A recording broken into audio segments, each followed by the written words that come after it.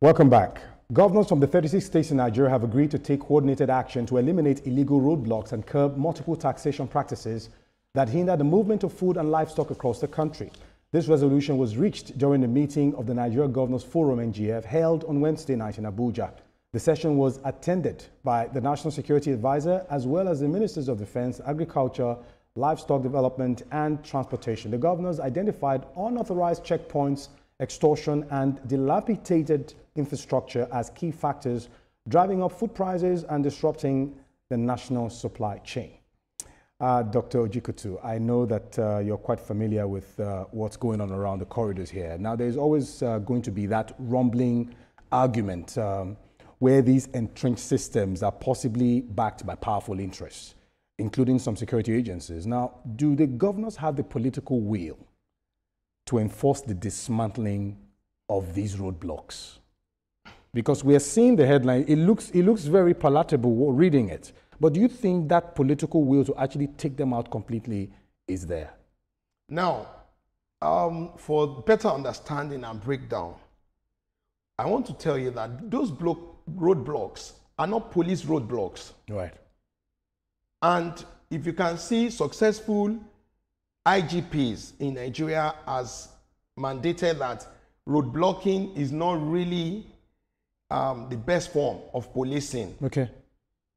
That there are other methods which we've experienced, and those IGPs in their succession, they have, stick to the new method of probably pocket policing, police being around and observing the perimeter, areas that they cover. Be that as it may be, do you know that those roadblocks are, and multiple taxation, are those people, interstates, in local government areas, 774 local governments, that sells emblems and banners that hold sticks to waylay or harass, drivers, truck, food delivery vehicles and all that, transportation companies, yes, to impede their movement. And when you say that, they will come with stickers and say, okay, you must take my local government stickers, you must pay also a particular amount of money. And with this, it has, increased the cost. But to my own understanding, being somebody that is on the ground, is that is a subset of the major problem. Okay, that has made food, if a basket of tomato in just is 40,000, sometime during the wet season in the south, around May, June, July, it goes to as much as 80 to 100,000. Because of the multiple taxations on the road? Not majorly. So the governors have not even read the problem so well. Before this conclusion. And the NSA, the major thing is the road infrastructure needs to be improved.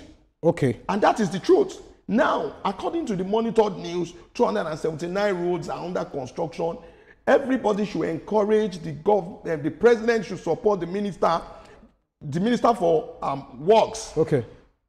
To do more. Okay. He's doing well. But if he does better, okay, and the road infrastructure is improved, look at Lagos, Ibadan. You can tell somebody that, okay, you want to do a business, you want to get something delivered in Ibadan in 1 hour, 20 minutes from Lagos because the road is good. Okay. The last administration did that. Now, the present administration, they should improve on what they are doing. The minister is trying. Let's look at support and encourage the taxation you mentioned now. Are you saying this money is going to the coffers of certain people in these local governments? It's a way to empower the grassroots community. That is the understanding. It is done with local government knowledge, okay, and probably state governors are taking their eye away. But now they came to the resolution that they would dismantle it. Okay. Now, that is just subsets. And on the general note, we should understand that the problem is majorly the infrastructure, which is the roads. Okay. If the roads are not really,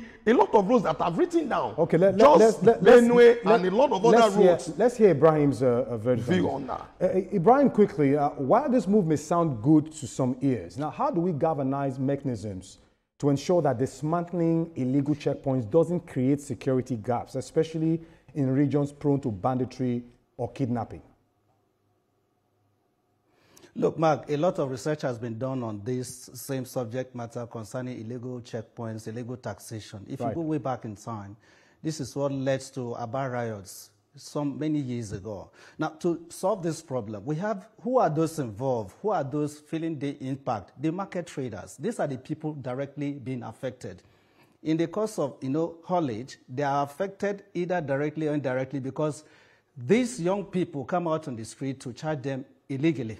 But again, how do we solve this problem? There's a template which I know about concerning the market traders. There was this issue that came up some years ago that, look, there's a need to create a synergy between the market traders, the state government, the local government, so that they can have a single tax-paying system through VAT Direct initiative. What happens to Taiwo Oloye in this report? So if that is done, if we go back to the report, because as I'm talking to you, there's a legal framework that will take care of that. But beyond the legal framework, what are the ways we can do to implement this report? So that is why the best way forward to curb this multiple taxation is work with these market traders, the template which they have. Because the plain template they have is when you pay, for instance, for haulage from Kano to Lagos, that goes, or the product is not charged again until it reaches Lagos. And there are so many layers to it to curb these multiple taxations. Okay. But, the government have been silent on this. The National Assembly have been silent on this. And that is why on daily basis we'll continue to experience this problem. There won't be anything like multiple taxation if you put this thing back, if you give this thing back to the organized private sector. So which I believe there's a lot of leakages involved. Monies that are supposed to come to the local government go to this illegal taxation.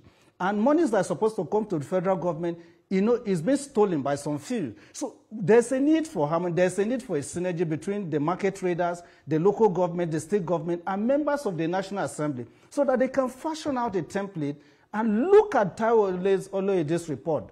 There's a lacuna there. There's a need for us to go through that report and see how we can accommodate these market traders and solve this problem once and for all. Okay. The market traders, I believe, I can tell you for free, they have the capacity to solve all these problems within these border areas. All right, Ibrahim Garba, quickly, you just mentioned the fact that this can actually be handled. Now, what about roadblocks that tend to be of security purpose? How do we handle that? Because obviously, if there are no roadblocks anymore, these guys who roam free would have a field day. Would that not be a problem? That is... No, Mark, it's a simple thing now.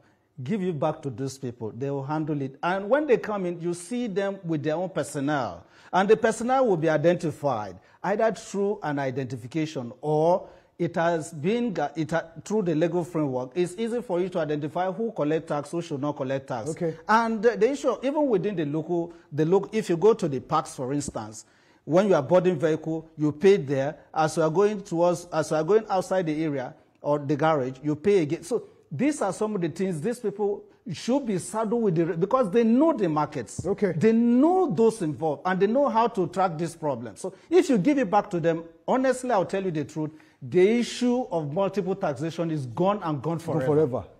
Doctor, are you in line with him? Yeah, because the law that sets up some of these things empowers the local government.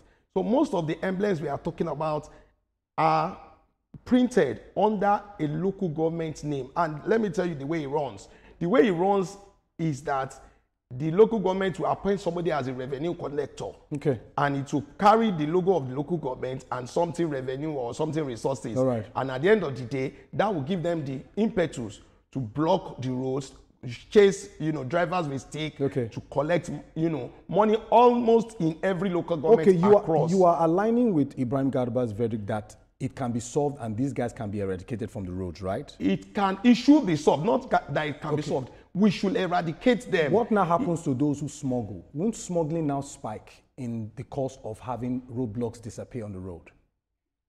Smuggling, the truth is that the major problem is the cost of food, the food inflation price, that is rising. Yeah. How do we solve?